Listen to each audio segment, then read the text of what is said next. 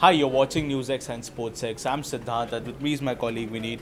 And today we are going to talk about the next Australian captain. Now, Vineet, a debate has been building around this since now Steve Smith's ban that he had on captaincy is going to end. But Steve Smith, the kind of statements that he has given, does not indicate that he wants to be the captain again. Now, it all lies on Justin Langer's head, doesn't it?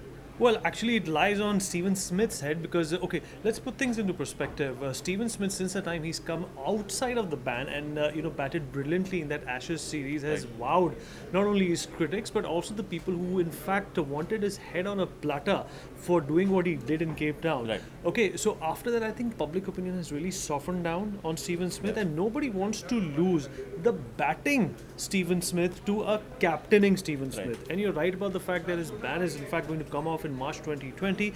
But Tim Payne, at the same time, has not been doing a very brilliant job when it comes to captaincy. And if you speak of names who can, in fact, take up that mantle of being the Australian captain, David Warner was also at one point considered, but his own batting failure in the past few matches, especially in the Ashes, is something that has to be introspected not only by David Warner, but the selectors of the Australian team as well as coach Justin Langer. So I think, it's a call that the coach and the captain and the to-be captain, Steven Smith, have to sit down at a round table and take, because you do not want Steven Smith missing out on his performance like the way we saw in England last time around. So, Vineet, but the perception around Tim Payne has always been that he is that temporary captain. We saw Rishabh Pant joke about it as well during the test match. So, because why? Because everyone thinks that he is just filling the void till Steve Smith returns. Do you feel the same? Do you think Tim Payne is not someone who can lead Team Australia for a long period of time? At, yeah, in both the formats. Absolutely. Well, that's a very important question. You see, it's automatic. Your performance, Siddharth, speaks for itself. If, as a captain, you were contributing to the team with the bat, which he failed to do during the Ashes, I think there was a case for Tim Payne to continue as a captain of the team, but he was not able to do that. Even in the later series, the subsequent matches that they played, Tim Payne was not able to, in fact, come up as a batsman, as somebody who could lead by example.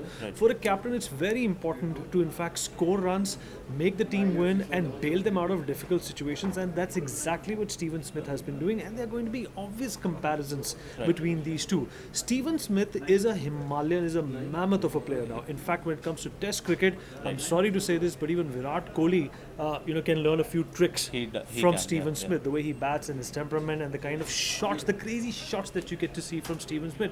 But again, it boils down to the fact that, his ban is going to get over, but will he be able to sustain the Australian team and still keep up the pressure of batting? I think why not? Virat Kohli has just notched up his 19th century as a captain of the Indian side, his 26th as a player. So I definitely think that the Australian team's makeover after the debacle in Cape Town will definitely depend on who the next captain is going to be. And when you want your team to win, you have to pick up the fastest horse. Absolutely, but yeah, exactly. You won't want to lose Steve Smith, the batsman, to make Steve Smith the captain, right? Because he is the one who the Australian team is currently built around him, right? Sure. So he is the pivot in that team. And after a while, if you're talking about the Cape Town incident, but people have to move on past that, right? Because that happened. Steve Smith, he served his 1 year ban, but he's now back, and he can definitely lead that Australian team as he did before that particular incident. Absolutely. He was booed in England when he came on to bat for the Ashes. And the first time that, in fact, he came out to bat against, I think it was at the Oval, and, he scored a ton. And the second time when he came to bat, he was booed again, but, the boos got a little lesser. The third time around, when he, in fact, notched up that brilliant performance, there were hardly any people who were criticizing him. In fact, there were cheers, right? There were cheers, and there were people applauding him. There were people, in fact, encouraging him and, rooting for him. And that's the impact of a good batsman, in difficult situations. And he actually made England look like a Kenya or a Zimbabwe. Right. Why would you not want such a man to lead your team? There are a lot of good contenders. In the Australian side. I'm not talking about Aaron Finch or David Warner at this point in time, but most of them do not have the temperament or the wherewithal that Steven Smith has shown Right. in the past as well. As a captain, his success rate or his conversion ratio has also been, extremely impressive. Right. So I think the Australian team definitely wants to win, considering the Test Championship is also at stake. Right. So they would want somebody at the helm who can deliver.